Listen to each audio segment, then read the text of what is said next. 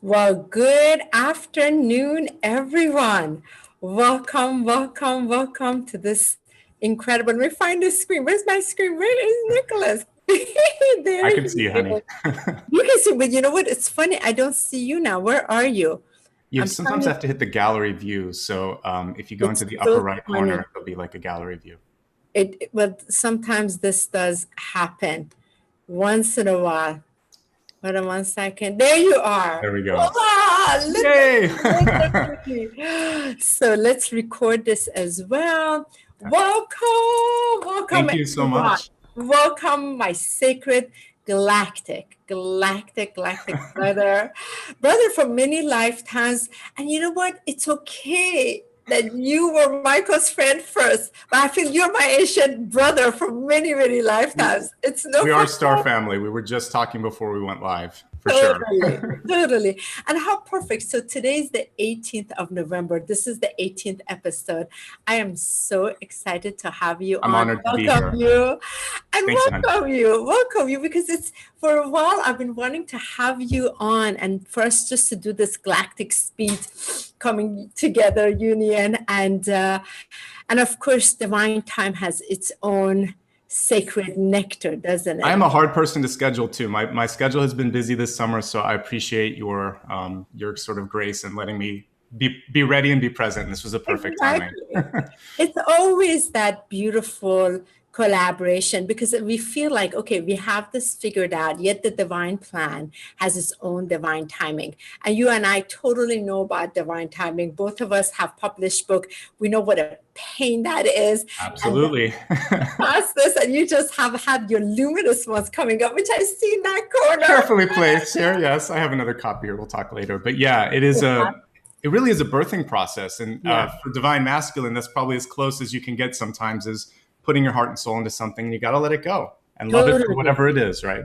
It's amazing. Was it 5 years ago when we met and you had when we first met? It was at I think it was at, where was it? The restaurant. The And restaurant in I LA. don't remember the name. You were ordering because, yeah, it was Right. And I special dishes. remember when the second you mentioned, I have this book, and I knew right away, okay, he's galactic Nicholas. You got to share your deliciousness with all that's coming up. I had just quit my job, I think, right? My corporate job. This was Exactly. right at the precipice of me kind of getting into what you and I do every day now, and it feels normal. Exactly. It was a little scary. I was just sinking my teeth into trying on sort of just being metaphysical for a change. So I know. And isn't it funny? The universe is like, listen, this is your call. You got to show up and you got to be exactly you. There's no other job. It's just the call. No, it made me do this first too. It said the book waits because you have some messages that you need to learn, that you need to deliver. And I'm sure that as a channel yourself, that's part of our role too, is that, you're constantly expanding along with the messages that are coming through. So I feel like the universe had its own plan where it said, 3 or 4 or 5 years, you need to kind of get ready for the changes that are coming. So that's right. I kind of see the design now, but I was frustrated at the time because, of course, yeah. I mean, it's such an interesting process because it's like, don't you feel like we're like, okay, like there's this lotus flower, the first petal opens, and you're like, all like, just like anxious with this first one because the fullness wants to come in, but it can't come through this first petal. You can't rush spiritual awakening. I mean, you and I had interesting awakenings. I had a crown awakening first, and that's not the way to go. You should kind of go from the root to the crown, but everything else kind of took its time after that. And I'm grateful for it because I felt that kind of, it's almost like nausea if too much happens too fast. Right. So I'm okay. I trust the cosmos now. You know what's the best between you and I? So I always tell Michael, I am a fully recovered OCD. So you and I like have that OCD, that delicious. I make note cards and still even, just so I have some things to talk about. That never fully left me. That's the old high school Nicholas. It's still here. Right. No, but it's that divine perfection. Yet the divine call has its own way, the way it unfolds before us, and it like forces us in a very different order that we could. If it was up to us, we like it ordered in exactly the way we want it, and then there's the divine plan. Perfect. That's what my guides are saying, like imperfectly perfect. So that's right. We have to kind of just play with the flaws, and there really are no flaws. It's just sort of like the universe showing you a different way to handle it. And that's kind of, as an adult, what I'm learning is that it's okay Messy is okay because there's actually a pattern in it. And you and I look for patterns in everything, and I can start to see the beauty in the mess sometimes. So the divine imperfection is truly perfect, because I feel there's that sacred flame. When you come to it, you get to see the true perfect. It's like it is like it's impeccable, like nothing, not even like a dust, like a sand, grain of sand is it's all part of it. Totally. But it takes a while to appreciate it, isn't it? Absolutely. And one of the biggest lessons I think I learned in spirituality was surrendering a little bit. Yeah. Obviously, I still try to kind of organize and control things. And you're a wonderful balance to that too, because you'll just say, don't worry, it's going to be fine. So I like that too. But yes, the surrender, the more you surrender to the divine energy or as a channel, the more that will come through. So that's one thing that I'm constantly still, even now, learning to do is just to let go, right? Totally. So. And I feel that's what it is. Like what happens is there's this thing, you know, and I feel being in control is a big part of our life for just so long, not being in control, not being in charge. And then we want to gain that. And that is a huge part of, again, the sacred masculinity coming, sacred divine feminine, but also that has to dismantle so that unification really comes. And you and I really recognize the divine, it's divine, beyond gender, right? It's both. There's no gender. It is the unification of the divine mother, the divine father, the will and the love in oneness. So there's that sacred energy, right? Absolutely. So that we have to come into those, and I love my galactic game family, because you know, it's so funny. I always everybody asks me, why are you surrounded with so many galactic gays? I'm like, because they help me come out of my spiritual closet, you know? Like so many first went, and then they had to come out of the true spiritual closet, owning who they are, not even anything like within a human form. I think every human is coming out to themselves in some way to figure out, because you were talking about sort of like the systematic societal pressures that we're all put through. So whether you're straight, gay, trans, or whatever, it's really sort of like there's all these other kind of expectations that are coming on top of it. So people that are LGBTQ+, they basically have already broken through some of those barriers. There's still the spiritual stuff, which we've talked about. But what's cool with that sort of expanded community is, I think that honestly, it takes a really strong energy to be able to exist within that, because you're already sort of tapping into the full palette of colors. And I think sometimes we're used to just painting with part of that palette. And I think we're getting to a place now where hopefully both men and women are comfortable just sort of identifying wherever they want to. Love is love. We're all beings. We're all connected. We're all from the same divine source. So it's just like a shirt that I'm wearing. It shouldn't matter kind of who I love or how I identify. You know what I mean? You know, I don't know if you know, when the clarion call went out, and then all this calling went into the universe for many souls to take embodiment to come in. Many of them, one of the first things was many in the embodiment of the gay or lesbian or for example, trans, they had to come in those bodies first to just crack things open.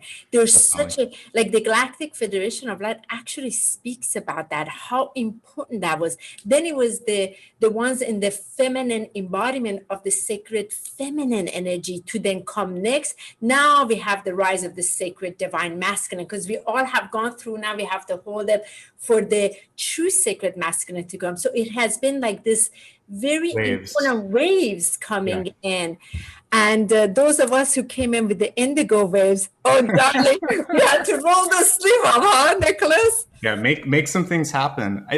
Interestingly enough, I have to ask you too, your awakening was also a little bit later. So I had a very practical sort much earlier. Mine was at first at 7. Oh my gosh, yes, you were earlier than me. Yeah, at 7, I was blasted because of this, because of the accident.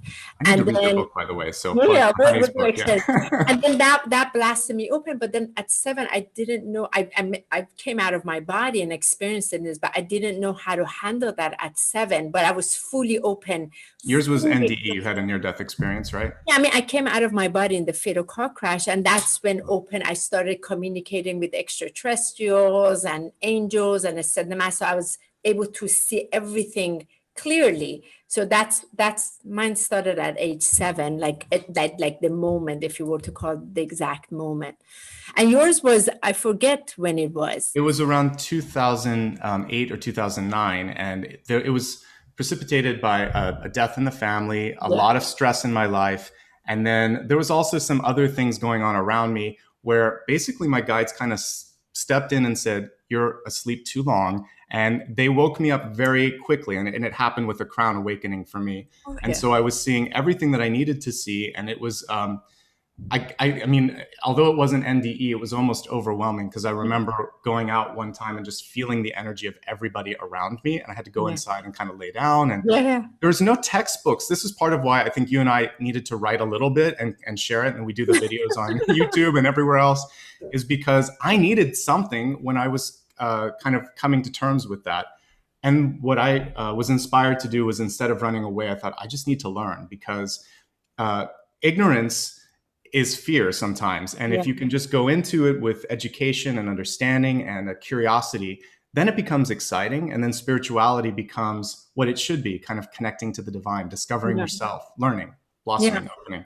So yeah, I had to kind of break even further through, because I'd spent all this time building up what I thought other people wanted or needed me to be.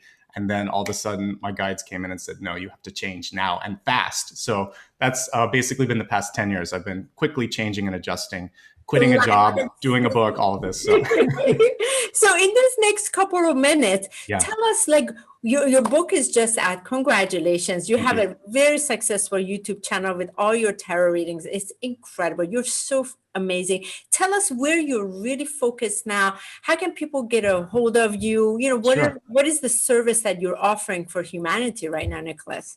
It's a great question. I ask all of my clients that too. I sort of, if you can sum it up. So I can sum it up. My purpose on the planet is to help raise consciousness, to have great conversations about spirituality, and to demystify it, and also take away any of the sort of misconceptions. And sometimes people judge you and I because of what we do. They think we're crazy or whatever. So I want to bring it into the norm, into the mainstream. So I talk a lot just like you. It's easy to get a hold of me. It's just my name. It's my name on all social media, which is Nicholas Ashbaugh. So that's my YouTube channel, my Instagram, my Facebook.